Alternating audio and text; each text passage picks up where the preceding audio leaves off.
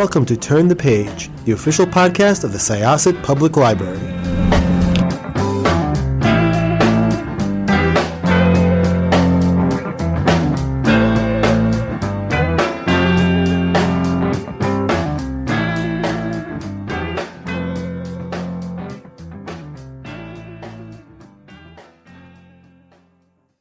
Welcome to Turn the Page podcast. I'm Megan, one of the children's librarians here at Syosset, and my special guest here today is children's author Lisa Greenwald. She's written some fantastic books for kids, all different series, The Friendship List,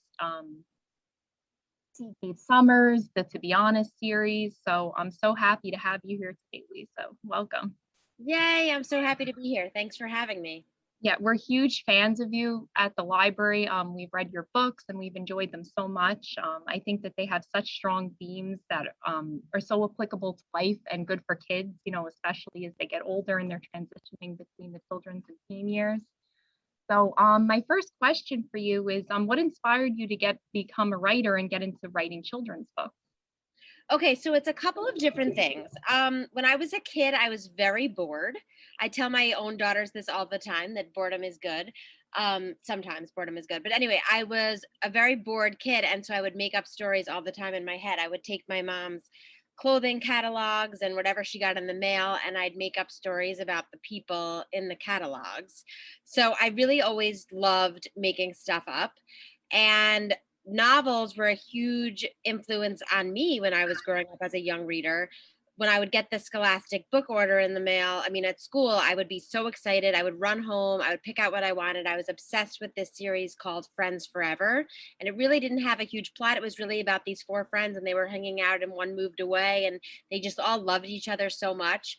And I think that on some level, writing children's books just sort of connects all my favorite things, reading and writing and making up stories and all of that. It just sort of made sense that that's something I would want to do.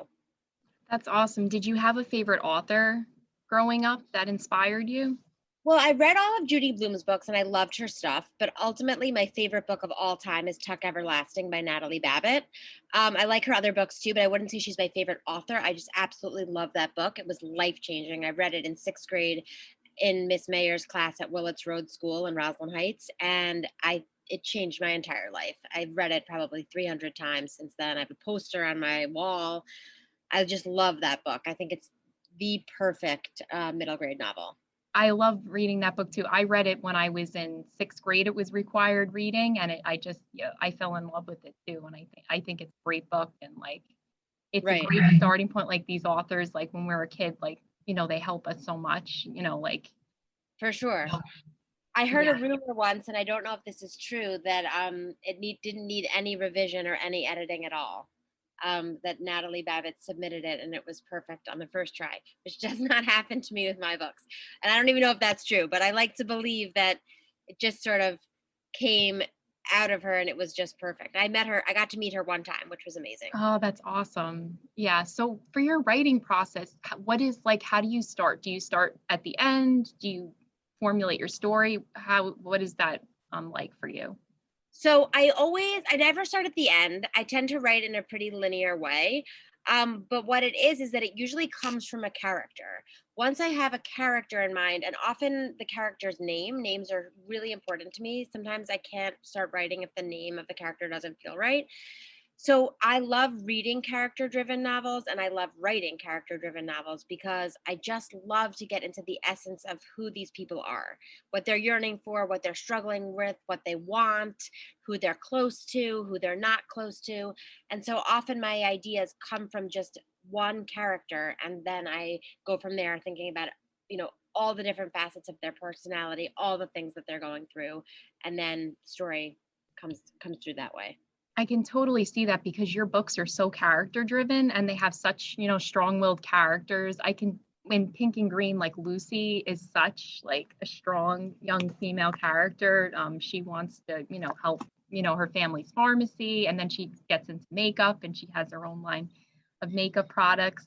How did you come up with the character of Lucy? So I was really hoping you were going to ask that because I was just going to tell you anyway. it's kind of random. So I was at my brother's graduation from the University of Pittsburgh, and I was sitting in the row with my family, and there was a girl in the row in front of me, and she was actually with her grandfather. And originally in the draft, it was Lucy's grandfather, not the grandmother who ran the pharmacy. And eventually it evolved, and it was going to be a women-owned business and all that.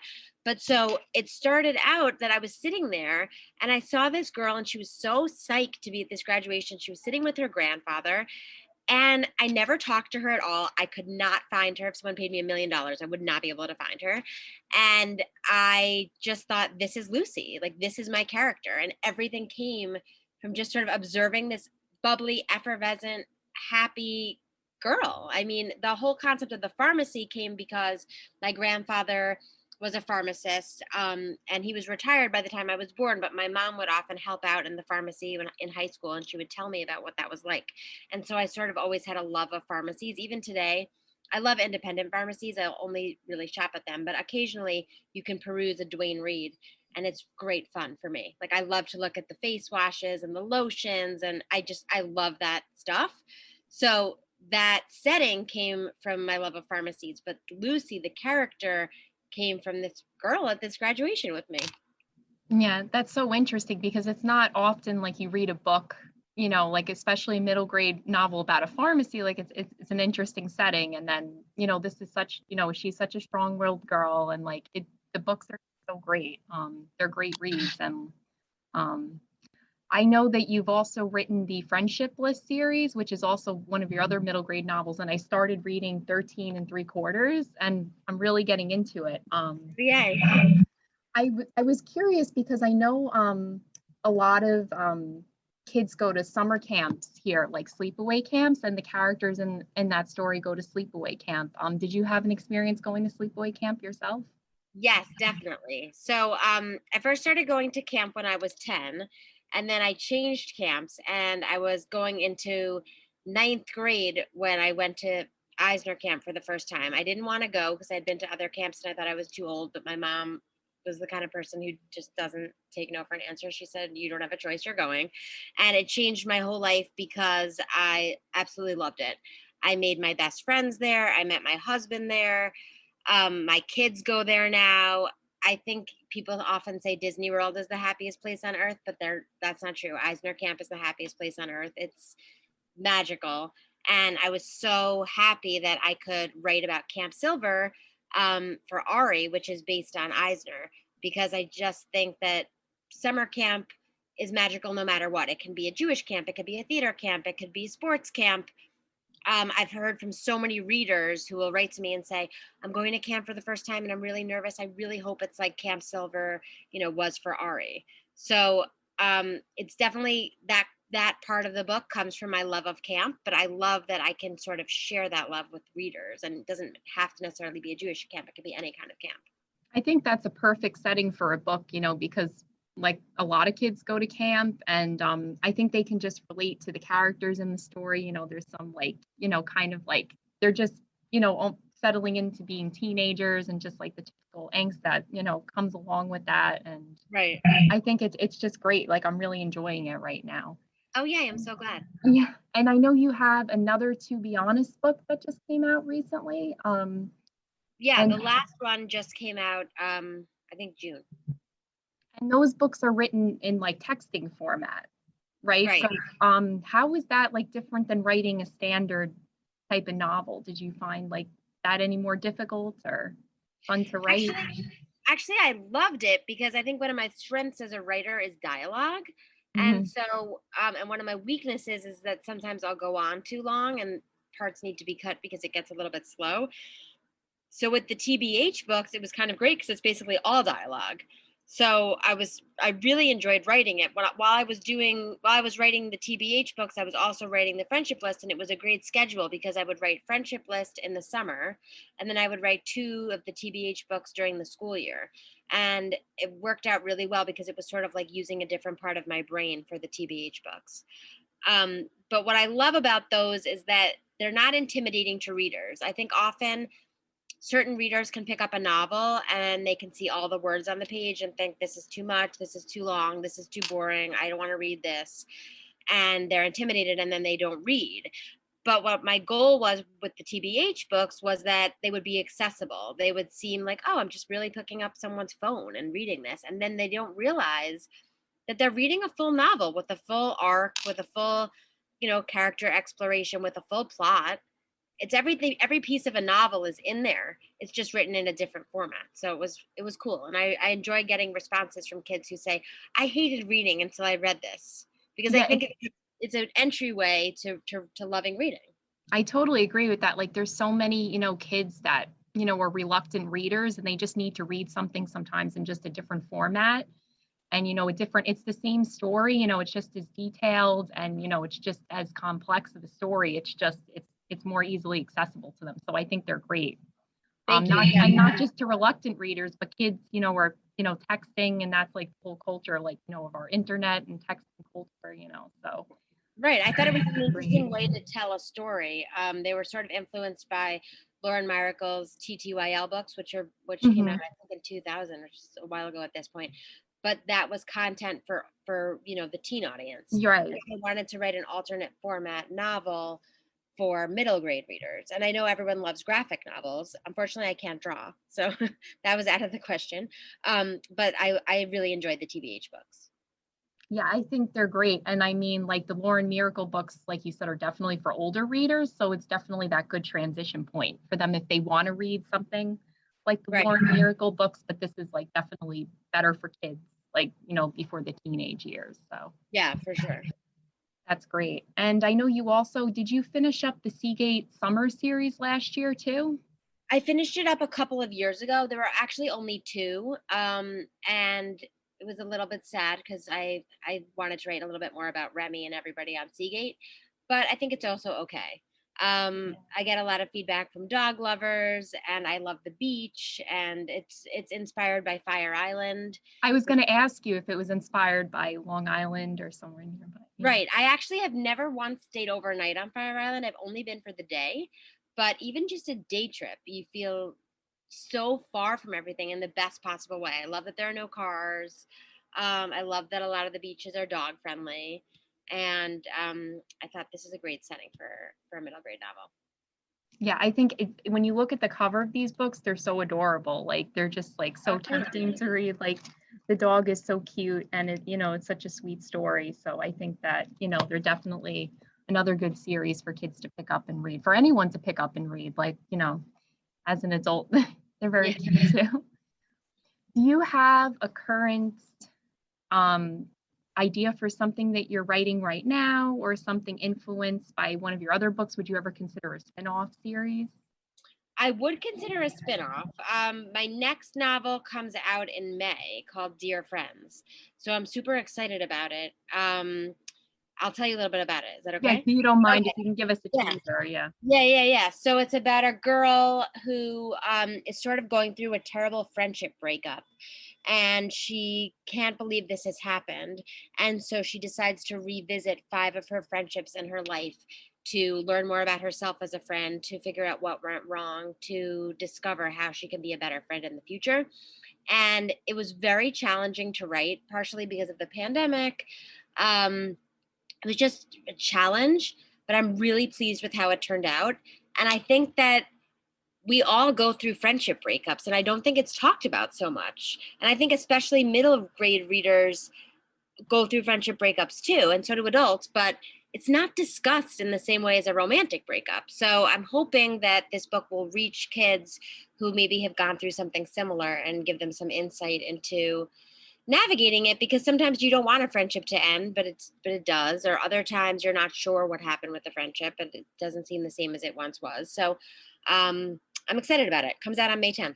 Oh, wow, that sounds awesome. I'm gonna tell, all the kids about that, because that sounds like an amazing book. I'm definitely gonna be recommending it, because I agree with you. Like, I totally don't see books like that. You might see some things about old breakups, like, like Right. little romancy things here and there, but that is such an important topic, especially as they're going into the middle school years, and things are, you're trying to transition between being a kid and, For sure. a young adult. And like, there's a lot of books that talk about like the difficulties of school and, like the usual things, but friendships are so important. And we have some childhood friends, that we think are going to be our friends for life, and you just start to drift, like your interests drift, and like, things change in life. So that Right. sounds like a great book. Yeah, exactly. And you're thinking like, I don't know how this happened. Like what changed and when did it change? You don't always know. And so I enjoyed writing about this character named Eleni and how she sort of has the courage to explore what happened with her friendships. So for Dear Friends, how long did that take you to write? It took a while. So let's see. I started it in June of 2020 and it's coming out in May of 2022. But it went to copy editing in this past June of 2021. And I think, but not everybody knows the stages of publishing, but when a book goes to copy editing, it's like pretty much done at that point. So it took a while. I would say I did 3 pretty extensive revisions for Dear Friends, which is more than I've done for other books. This was definitely, people ask me all the time what was the hardest book to write, and it's usually the answer is whichever one I'm working on at that time, because they all Mhm. seem so hard when you're working on it. But I honestly think Dear Friends was the hardest book I've ever had to write. So I'm hoping that people like it, but I think they will. I'm pleased with how it turned out.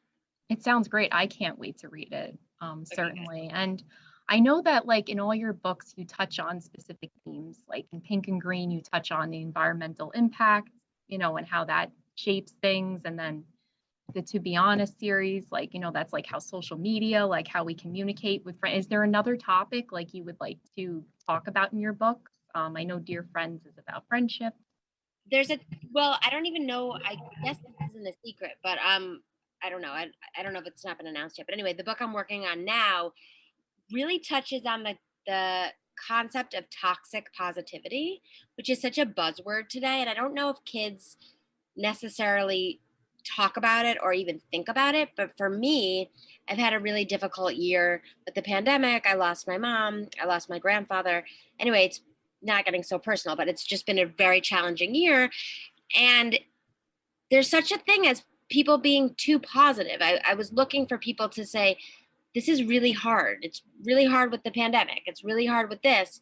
And I wanted to explore that concept of acknowledging when things are hard. And I think kids go through challenging things too. Of course they do. There's this year and a half has been so challenging for kids with COVID. So I'm excited to explore this. It's not something I've written about before. My character in this book is completely different than pretty much every character I've ever written. But I'm excited about it. And I'm really at the beginning stage. I'm at a first draft, but I'm hopeful that people can connect to it and that we can sort of get away from this positive spin on everything. Not to say to be pessimistic, but acknowledge when things are challenging. Yeah, well, I think that that's such an important topic, and that's something else that's really not touched on upon enough, and kids will totally connect with that. And I'm so sorry for your losses this year. It's been such a tough year, but I agree with you. It's like, we have to realize, situations are hard, and we have to acknowledge like things are hard sometimes, and we can't be like, oh well, things are good all the time, because then it's like, how do we know where to step forward from things? And we realize we need our friends, we need our Exactly. family to help us, and I think that that sounds like a great book. When is that expected to be completed, you think? So I'm working on a first draft now. I think that the publication date for that would be summer 2023. So it's such an early stage, but I'm really excited about it. And I know it's sort of a deviation from what I've done. There is a huge friendship component because the character is in a new town, and so she's exploring that, and so there is that friendship theme, but it's different than anything I've ever done. So I hope it turns Yeah, out okay. well, it sounds amazing. I can't wait to read it. And yeah, I know that'll go fast, to 2023. So I know time flies the by in the time is craziest flying way. so quickly now, and Right. Especially with publishing, you're always like a year and a half ahead somehow. So I'm always thinking like, what year are we in? When is this book coming out? You're always a little bit jumbled with time. is this book gonna, I don't know, I can't ask too much about it, but like, is this book gonna touch upon any of the pandemic at all, or it's just gonna be about like just toxic positivity in I don't general? think it's going to touch on the pandemic, but it's going to be about how this character has significant challenging things in her life that she herself wants to put a positive spin on. So she's approaching it thinking, if I could just do this and this will be great, and I'm going to make everyone think everything is great, because, she's struggling. And so it's also about how she interacts with other characters who are also struggling and tries to put a positive spin on them. So I don't think it's necessarily going to be about the pandemic, but it's going to be about significant changes in families and dealing with moving and dealing with adjustments and transitions and all of that. And you think the audience would be middle grade again for this book? Yeah, definitely middle grade. She's in 6th grade, and it's middle school. All right. Well, that sounds great. I'm totally going to be adding that to my to be read list. Are you reading anything right now that you're really into? Do you have a favorite series or? I read so much over the summer that I was obsessed. I got into such a good reading groove. I don't know if you ever get that way where you read one thing and then you're just like reading so voraciously. It started with when I read Britt Bennett's The Vanishing Half, and then I couldn't stop reading. I read just a million books. I read this book, Everyone in This Room. It sounds so dreary, but it was an amazing book. Everyone in This Room Will Someday Be Dead. And it is an ominous title, but it was excellent. I read The Other Black Girl, which was great. I read 6 Days in June. I read so many books over the summer that now I'm back in the school year, and I also work part-time in a school library, and I feel like I'm getting out of my reading groove.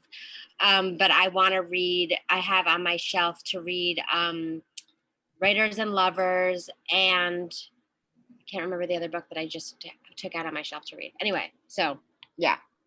Oh, that sounds awesome. And working in a school library also, that's so great because you get to see the kids all the time, and you get to talk about your books with them too, I'm sure. So yeah, one 6th grade class I had, I'm not teaching this year, but I used to teach 6th grade library skills, and one class that I had helped me so much with the first TBH book with all the texting slang and everything. So I think I dedicated the next one to them, to that particular class.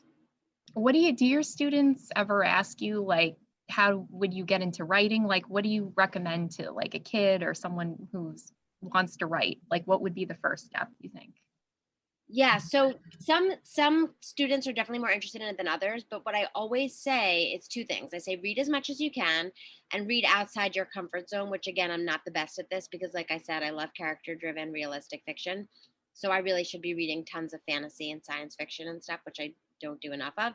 So I say read as much as you can, read outside your comfort zone, and also carry a notebook with you, because there are always ideas everywhere and you think, oh, I'll remember this. And then I don't. Like, I usually have a notebook on my night table, and I'll wake up in the middle of the night and think, I'm too tired to turn on the light and write this down. And then I'll think, I'll remember this. And I always forget. So I would say read as much as you can and carry a notebook, keep a journal, and write what's on your heart. Yeah, that sounds like great advice, because I think, I don't know if you would agree with this too, but like every part, aspects of our days, like, can be influenced in your writing. And like, it's so good to just be able to get those thoughts down, because sometimes you capture the moment, but in that moment, like you can think of something more detailed than like if you try to remember it, like thinking back on it again. For sure. There's things everywhere and it's impossible to remember them all. So what is the best way, like for fans, libraries, teachers to contact you? They can always email me. I'm a very good emailer. So my email's on my website. I'm not great at social media. I have a love-hate relationship with social media. I'm always like dreaming of not being on it, but then I'm on it anyway, and I always check it. So they can always email me. They can write to me on Instagram. They can write to me on Twitter. Yeah, and I always respond. The only thing I'm slow to respond to is actual paper mail. And now that no one's really in an office, I haven't been getting as much. So that takes me a little while longer. So I recommend email. All right, that sounds perfect. So we definitely know where to find you, for any information on your newest reads. Well, I certainly can't wait to read Dear Friends. That comes out in May of next year. May 10th, 2022. May 10th, 2022. Okay, I'm definitely adding that to my list. And of course, I recommend all your books. to readers of all ages. Like, there's such amazing and character-driven stories, which I think are fantastic and you don't find enough of. And thank you so much for joining us today. Thank you so much for having me. Podcast. Thank you. So we're going to conclude this episode of Turn the Page. I'm Megan, and our special guest today was Lisa Greenwald, children's author, and that is concluding our podcast today. Thank you. It's time to close this chapter of Turn the Page. Join us for the next episode.